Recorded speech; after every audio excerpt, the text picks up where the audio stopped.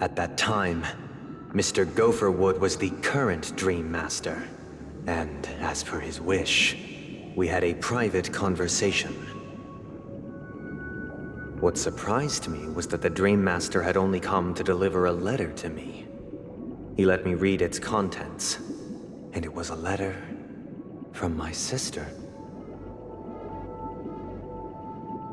The letter contained the usual pleasantries, anecdotes from her travels, nothing out of the ordinary. Just as I started wondering how this letter related to our discussion, the Dream Master began to speak. Do you know who wrote this letter? My sister, of course. But why would you personally visit me to hand me a letter from my sister containing mere trivialities? To help you grasp the full scope of this issue. Do you know where Robin is at this moment? From what the letter indicates, she must be in Caspelina 8, correct? She's touring there right now. Correct.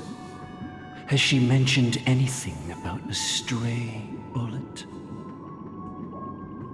A stray bullet? What? A war has broken out on that planet.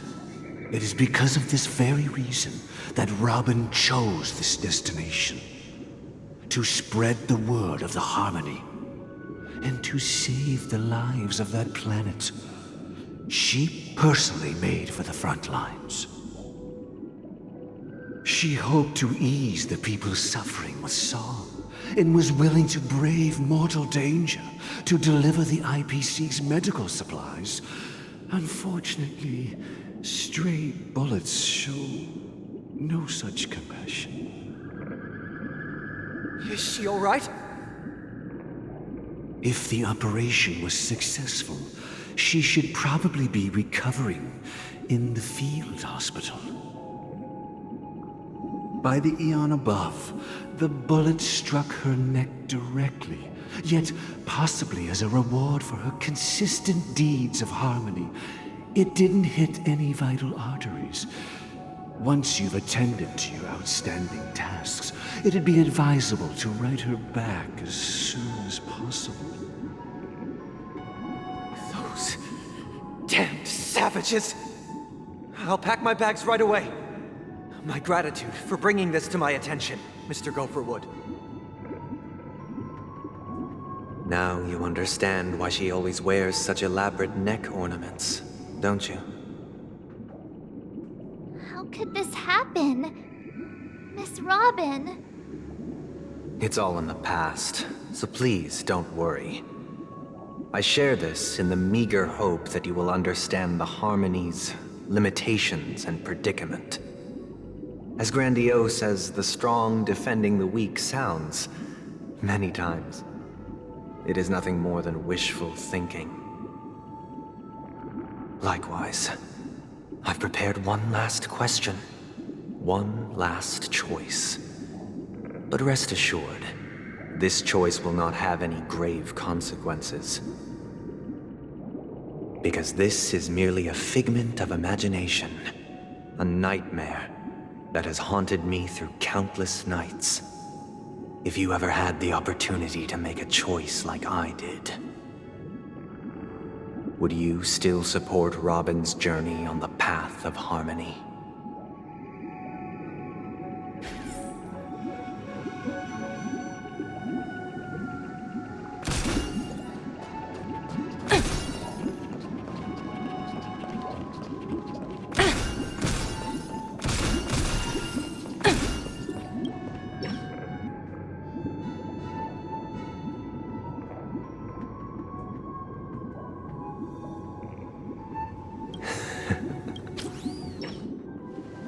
I am now aware of everyone's stances. Raising these questions merely serves to illustrate one point. The plight of Penacony cannot be salvaged by the Harmony. The true foundation for a sweet dream paradise can only be established through the order where the strong govern the weak. I know the suffering of being tormented, the turmoil of losing your way, how sorrow and even despair set in when matters don't work out. All of this causes me unending pain, because this is not what happiness is at all. We must teach the weak how to live a happy life. And this life isn't some noble propriety that the upper crust preaches, but in definitive terms, a way of survival that belongs to everyone. So what is your definition of living a happy life? Good question. Human consciousness is fundamentally an illusion, a cage known as self-worth. People lured in by this illusion make mistakes, yet still ask that external influences bear the burden. When one mistake after the next permeates the masses, they become impossible to trace. Thus, the amassing of these individual cages culminate to form a prison, a place dictated only by the rule of survival of the fittest. Nature is always accompanied by predation and sacrifice. Its antithesis is known as order. That is what I want to do. Unite people's happiness under the banner of order.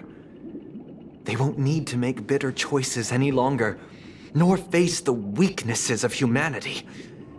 They can cast aside their primal instincts to build a haven for mankind.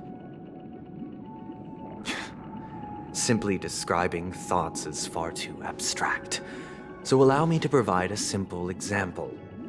As you all may know, there are societal norms like weekends and long weekends that exist on some worlds. During these hard-earned rest days, people are given the chance to extricate themselves from the stresses of everyday life, allowing a certain tranquility to return to their souls. And it is only on these days that people do not have to adhere to the law where the strong prey on the weak. They can live out their lives happily during these brief intermissions. It's just a pity that 2 or 3 days are still too fleeting compared to the span of a lifetime. From where I stand, society's ideal system should be 7 rest days. Following Sunday, there should ensue a second, a third, and indeed an infinite procession of Sundays. This should be the face of the new world. Idyllic, eternal, peaceful days. And thus, every person can return to their base selves in this utopia. Some gaze in reverence at the stars, pouring their whole beings into calculating the distance between us and the isolated world of Pagana. Meanwhile, some seek refuge in quiet corners, holding one another, unencumbered by the chains of unwelcome obligations. There would be no need to bear the hardships of reality. Only in this way can humanity face the inevitable end with the purest of spirit, living a life of dignity. This is what it is to live in bliss. Miss Firefly, you who are stricken with entropy loss syndrome, you of all would surely understand this.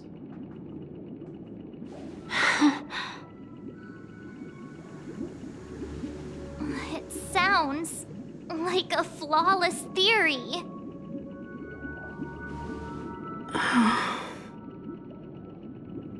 But what is the price to attain all this? The cost is minute, merely a personal and eternal sacrifice. If this paradise is to be maintained for everyone, someone must remain trapped in solitary awakening until the end of the cosmos. Awakening. Which means that this so-called paradise is still a dream. Stepping into this paradise means forsaking reality, correct? It is not forsaking, but transcending. Flesh, blood, sorrow, weakness. If the physical is the root of spiritual suffering, it is only logical that we defeat it. But in this supposed bliss, people won't have defeated their demons. The chance to overcome their tribulations would be forever lost to them. In other words, it is an escape. That's another way of understanding it. But there is no shame in escape. On the contrary, the seeds of escape exist in everyone's hearts. Don't you agree, Miss Firefly? And as for why life slumbers, it is because we are afraid to awaken from our dreams. But this is not in conflict with the grand plan. Only in acknowledging this can we truly understand the frailty of human nature, and from there, show compassion and protection.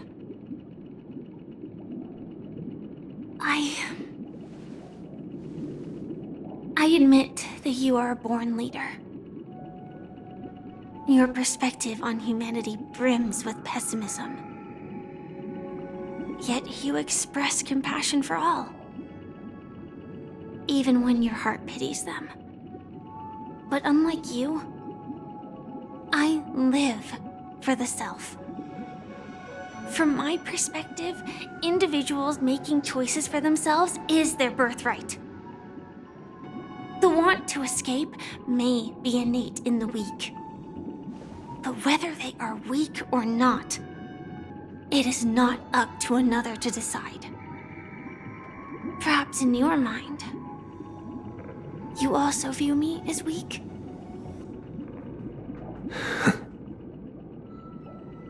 Because I don't think so.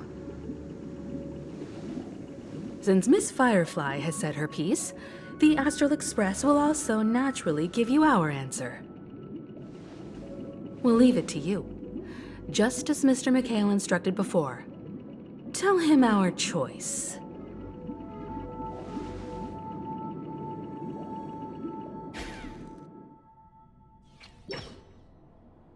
What is this place? Does this place ring any bells, Misha?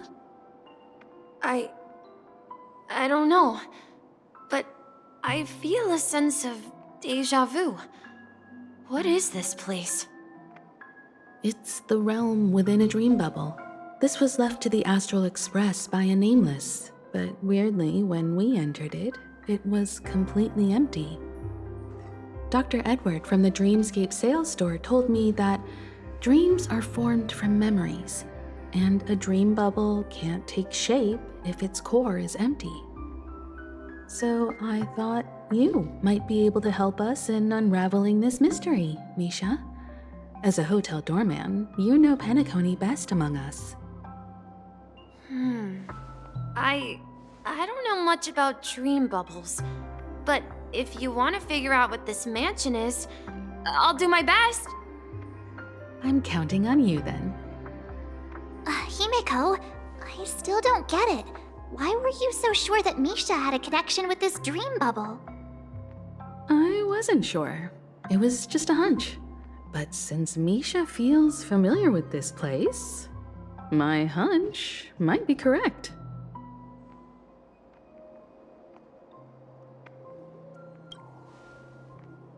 Exactly. This is where you and Firefly encountered death, which we now know as dormancy.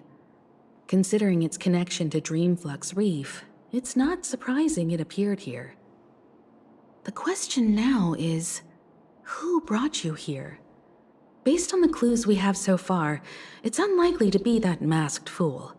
So identifying them is crucial to us. We're drawing closer to the truth once more. Let's give Misha some time, as I believe he'll unveil the secret of this dream bubble. All right, but there are doors all over the place. Which one should we choose? Do you have any idea, Misha? I guess... maybe this way?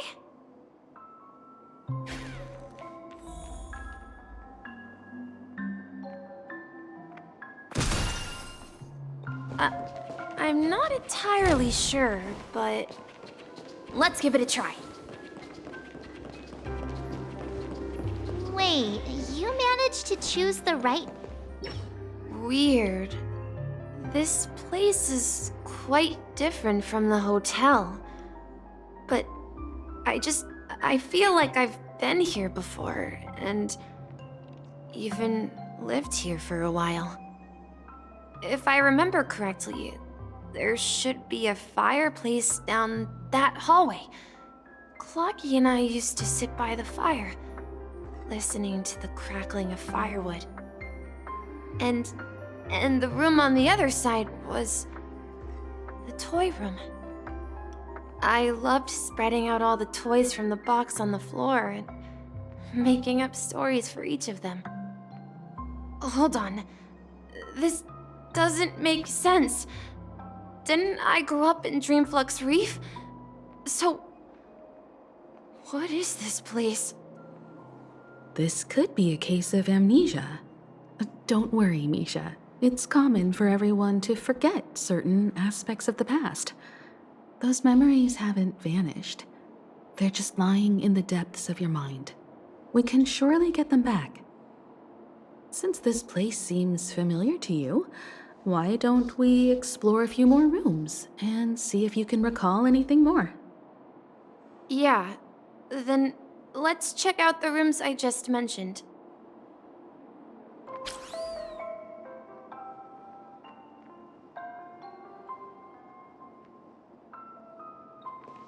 Tick-tock.